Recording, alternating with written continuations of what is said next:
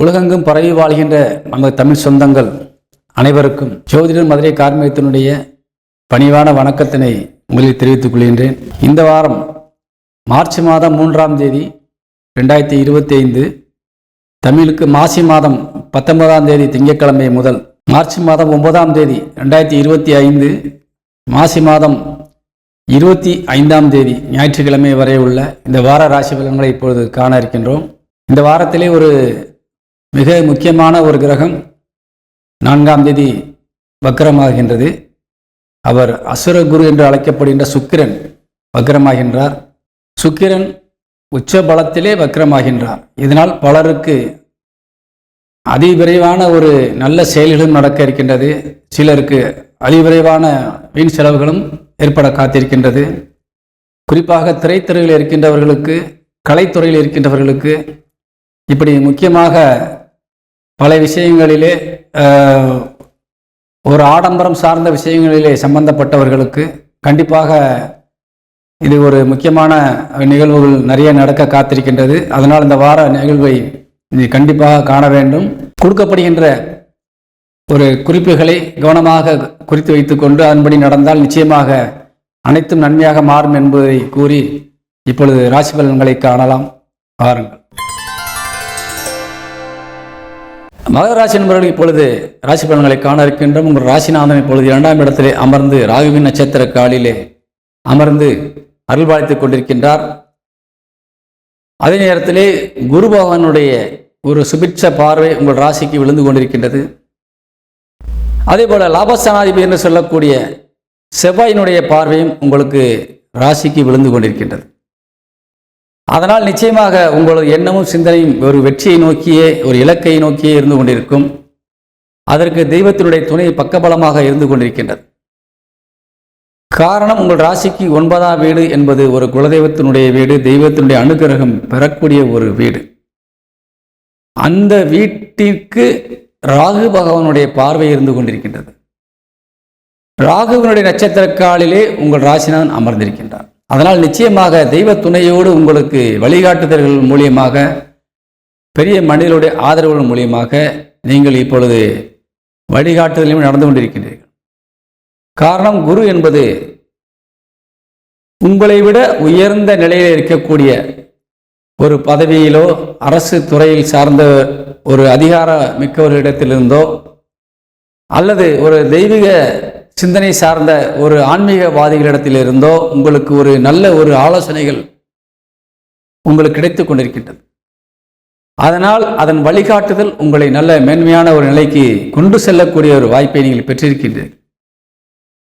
இந்த மகராசி இதுவரை நீங்கள் பட்டு வந்த துயரங்கள், துன்பங்களுக்கெல்லாம் ஒரு முற்றுப்புள்ளி வைக்கப்பட்டது போன்று அனைத்தும் நன்மையாக மாறக்கூடிய வாய்ப்பை பெற்றுவிட்டீர்கள். அதனால் நிச்சயமாக இனி வருங்காலங்கள் உங்களுக்கு ஒரு நல்ல ஒரு உதவிகரமாக இருக்கும்.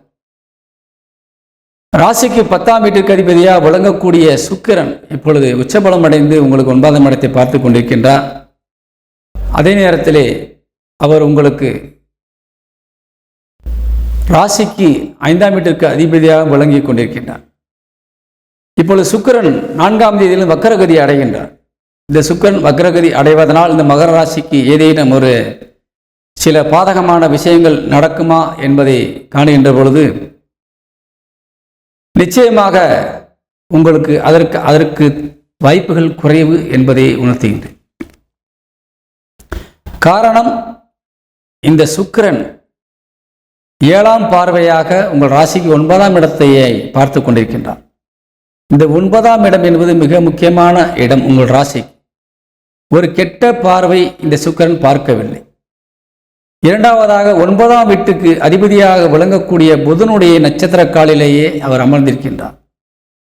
அதேபோல புதனையும் தன்னோடு இணைத்து வைத்திருக்கின்றார்.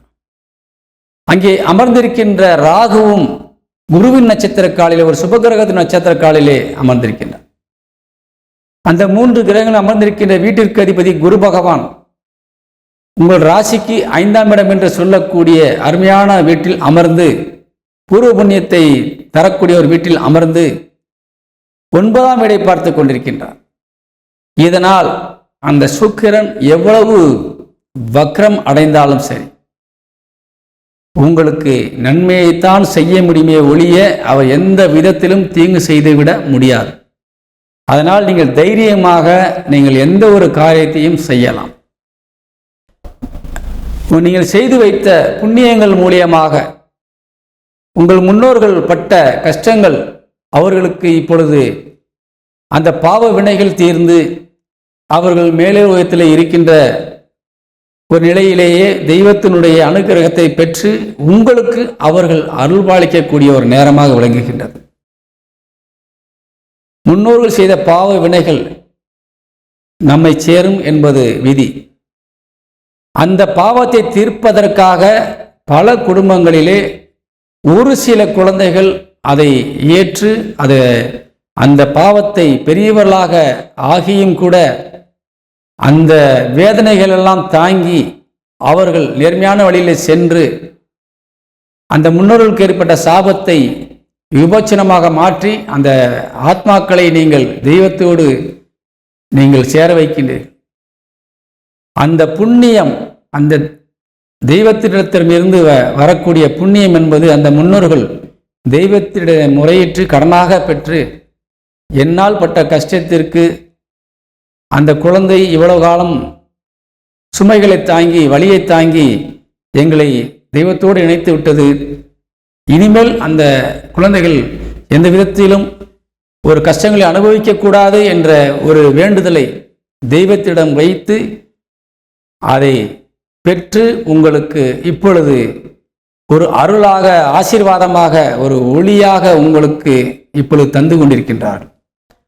அதனால் இனிமேல் உங்களுக்கு தடைகள் விலகும், கடன் குறையும், கடன் ஒளியும்.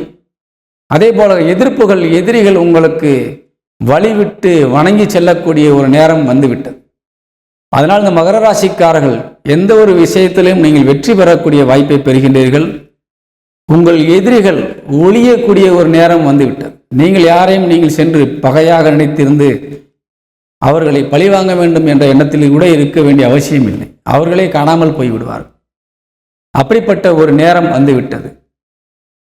செவ்வாய் கிரகத்தினுடைய பார்வை என்பது முருகனுடைய வேல் உங்களுக்கு பக்கபலமாக நின்று கொண்டிருக்கின்றது என்பதற்கு அர்த்தம். முருகன் உங்களுக்கு பக்கபலமாக இருப்பார். தீமைகளை அவர் அசுரர்களை அழிக்கக்கூடிய ஒரு ஆயுதமான வேலையும் கையிலேந்தி இருக்கக்கூடிய, அதனால் நிச்சயமாக முருகனுடைய வேல் உங்களுக்கு நல்ல ஒரு வழிகாட்டும், பாதையை உருவாக்கும், எதிரிகளை அழிக்கும். அதனால் தைரியமாக நீங்கள் மகர ராசிக்காரர்கள் எந்த வயதை சார்ந்தவர்கள் என்றாலும் சரி, குறிப்பாக 40 வயதை கடந்தவர்களுக்கு பல வேதனைகளை அனுபவித்திருப்பீர்கள். அவர்களுக்கெல்லாம் இப்பொழுது நல்ல ஒரு விடிவு காலம் பிறந்துவிட்டது. இந்த இளைஞர்கள் கொஞ்சம் கவனமாக நீங்கள் இருக்க வேண்டும். ஏனென்றால் உங்களுக்கு வேகம் அதிகமாக காணப்படுகின்றது இப்பொழுது. ஏனென்றால் இதுவரை இருந்த கஷ்டங்கள் விலகி கொஞ்சம் நன்றாக இருக்கின்ற பொழுது சுய புத்தியை கடன் கொடுத்து விடுவீர்கள். அதனால் கொஞ்சம் கவனமாக இருக்க வேண்டும். பெரிய மனிதர்களுடைய ஆலோசனையை நீங்கள் தட்டக்கூடாது, உதாசீனப்படுத்தக்கூடாது. அவர்கள்தான் உங்களுக்கு இப்பொழுது உங்களை பட்டை திட்டி வைரமாக மாற்றிக்கொண்டிருக்கின்றார்கள். ஒரு குப்பையில் கிடக்கின்ற ஒரு கண்ணாடி கல் போன்று இருந்த நீங்கள் இப்பொழுது பட்டை தீட்டப்பட்ட ஒரு வைரமாக ஒளி வீசி கொண்டிருக்கின்றீர்கள் என்றால் அவருடைய ஆலோசனை தான். அதனால் அவருடைய ஆலோசனையை தவிர்த்து விடக்கூடாது இந்த மகர ராசியை சேர்ந்தவர்கள். மாணவ மாணவிகள் கல்வியிலே கொஞ்சம் கவனம் தேவை. அஜாக்கிரதை நிலை நீடிக்கின்றது. கொஞ்சம் கவனமாக இருந்தால் நல்ல முன்னேற்றத்தை அடையலாம்.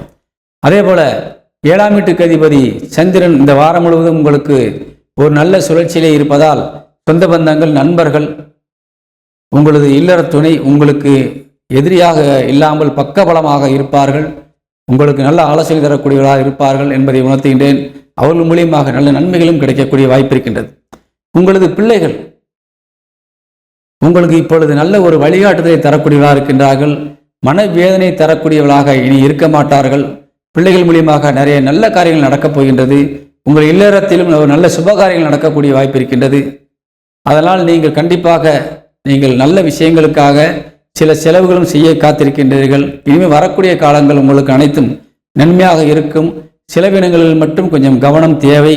காரணம், உங்கள் ராசிக்கு செவ்வாயுடைய பார்வை இருக்கின்றது. அதே செவ்வாய் உங்களுக்கு 6ஆம் இடமான எதிரி ஸ்தானத்தில் அமர்ந்து 12ஆம் இடமான விரை ஸ்தானத்தை பார்த்து கொண்டிருக்கின்றார். அதே செவ்வாய் உங்களுக்கு சில நேரங்களில் செலவுகளையும் தந்து விடுவார்.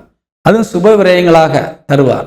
அதனால் நீங்கள் செலவினங்களுக்கு முக்கியத்துவம் கொடுக்கும்போது கவனமாக இருக்க வேண்டும். வீண் செலவுகளை குறைத்து வாழ்க்கையில் வெற்றி பெற வேண்டும் என்று கூறி விடைபெறுகின்றேன். வணக்கம். இந்த மகர ராசியை சேர்ந்த சொந்தங்களுக்கு அதிர்ஷ்ட எண் 3 பயன்படுத்திக் கொள்ளுங்கள். அதே நேரத்தில் 6ஆம் எண்ணையும் பயன்படுத்தலாம்.